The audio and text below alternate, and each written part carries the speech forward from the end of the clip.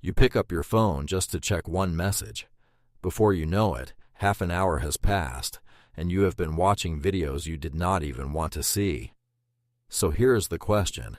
If you were the one who chose to pick up the phone, but then you could not stop, who was really in control? For Nietzsche, we are not as much in control of ourselves as we like to think. Inside every person, there are desires, fears, habits, and ideas fighting for control.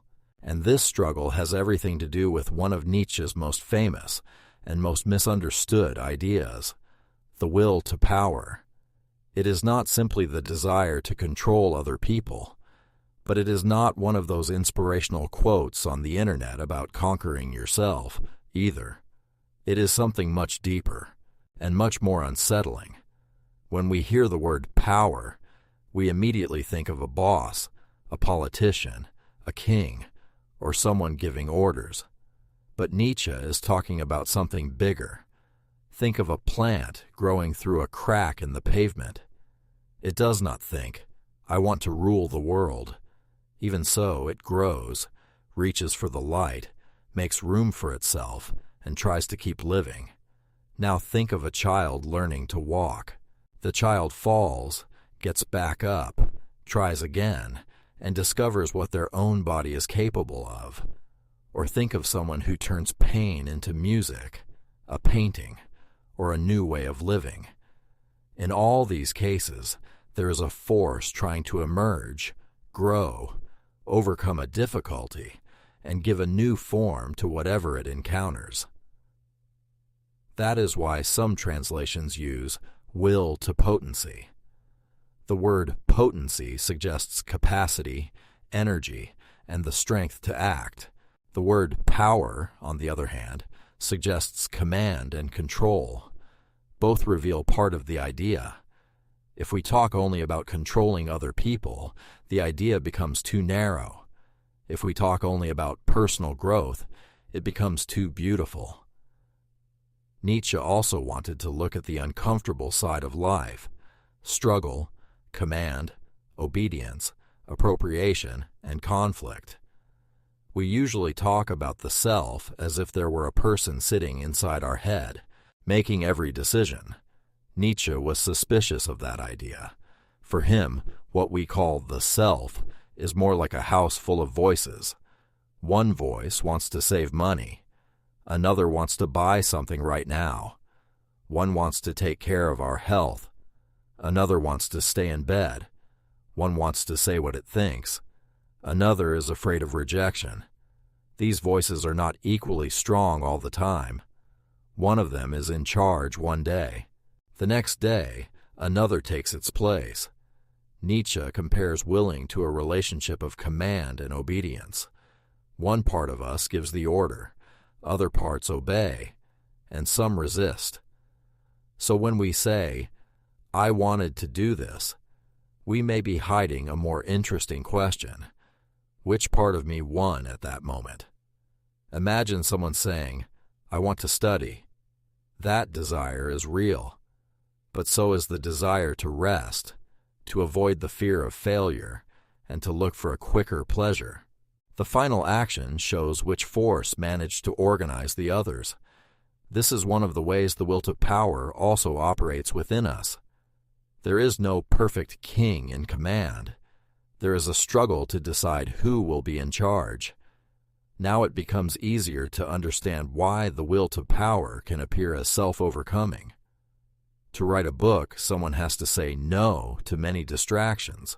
To learn a profession, they have to accept that they do not know yet and keep going even when they feel uncomfortable at first. To break a habit, one force has to gain ground over another.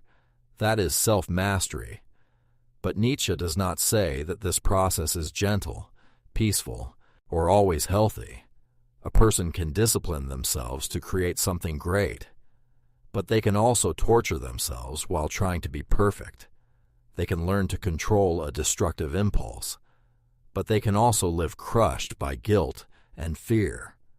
In both cases, one force is acting upon other forces within the person, but the outcome is very different. This is something self-help often leaves out. Mastering yourself is not automatically good. Some people control themselves in order to become freer. Others control themselves because they have learned to hate everything they feel. So the question is not simply, are you disciplined? The question is, what is that discipline creating in you? Is it making you more capable of living? Or is it turning your life into a prison? Nietzsche liked to question the flattering explanations we give about ourselves. In The Gay Science, he offers a provocation. In benefiting and hurting others, we exercise our power over them. He is not saying that helping and hurting are the same thing. He is saying that both actions change someone's life. In both cases, we feel that our presence has had an effect. A person may help because they love. They may help because they want to be admired. They may help to make the other person dependent on them. Or they may help for all these reasons at the same time, without realizing it. Think of a favor that later turns into a demand. After everything I have done for you. The gesture seemed to be nothing but kindness. Later, the desire for control appears. Nietzsche is not trying to prove that all kindness is false. He wants to stop us from ending our thinking at the first explanation. Perhaps our actions have hidden motives. Perhaps even our virtues are ways of feeling strong, important, or influential. This is unsettling because it takes away our certainty that we are completely innocent. That is not the whole story. But it would be dishonest to say it has nothing to do with it. Nietzsche uses harsh words. He talks about command, hierarchy, conquest, exploitation, and imposition. He was not a modern thinker arguing that all people and all ways of life have the same value. Many of his ideas about hierarchy are difficult to accept, and they do not need to be hidden.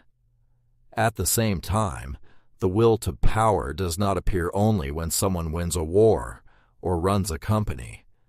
It appears when an artist gives form to chaos, when an idea changes the way a society thinks, when a religion defines what counts as sin and virtue, when a habit begins to control a person's routine.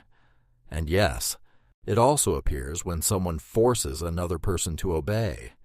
The will to power is not a rule telling you, do this. It is a lens for observing what is already happening. Describing a storm does not mean telling someone to create one.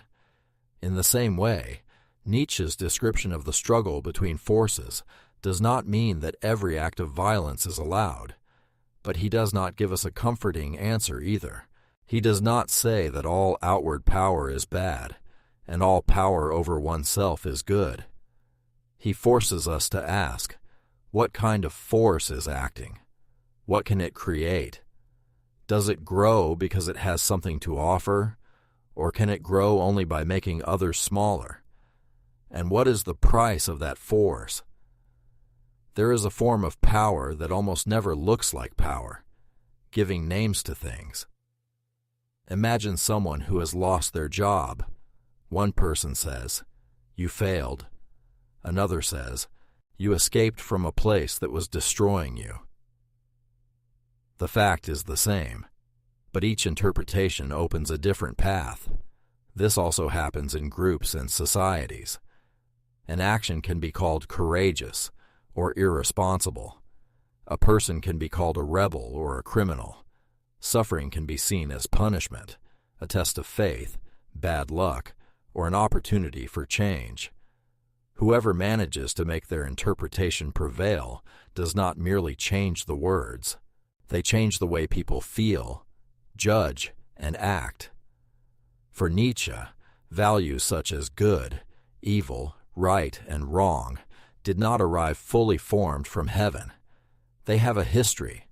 They were created, defended, taught, and often used to organize other people's lives. This does not mean that every opinion has equal value. It means that every interpretation brings one part into the light and leaves another in the shadows.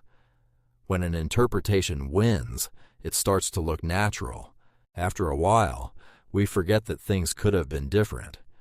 Perhaps this is one of the strongest forms of power, making a human choice look like an eternal truth.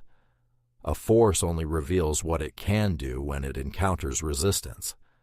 A muscle needs weight. A skill needs difficulty. An idea needs to be questioned to show whether it can stand. That is why Nietzsche was suspicious of a life built entirely around comfort. If nothing challenges us, some of our capacities may never appear.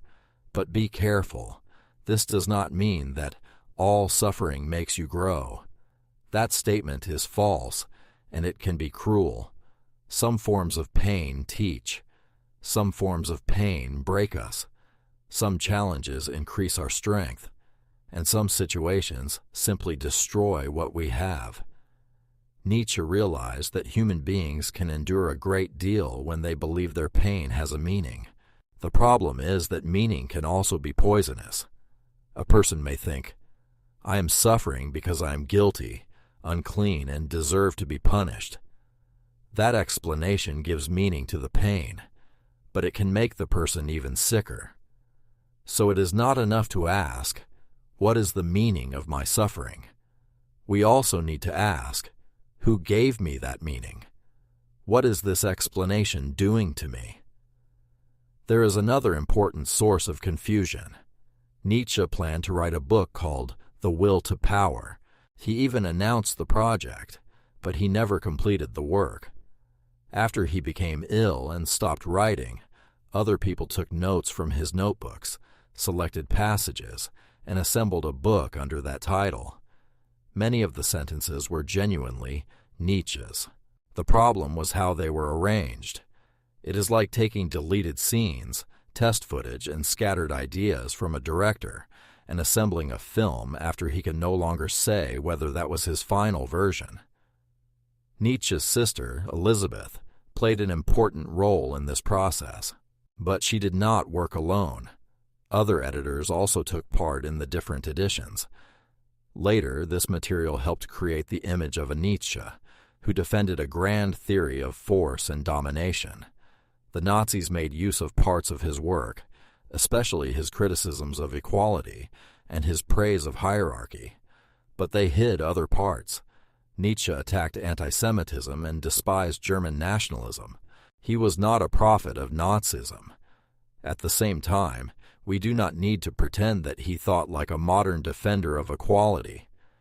The truth is less simple.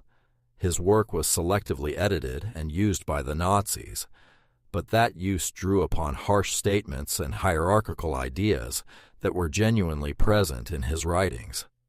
Understanding this requires us to do two things at once: not blame Nietzsche for an ideology that was not his, and not sanitize his philosophy until it becomes pleasant for us.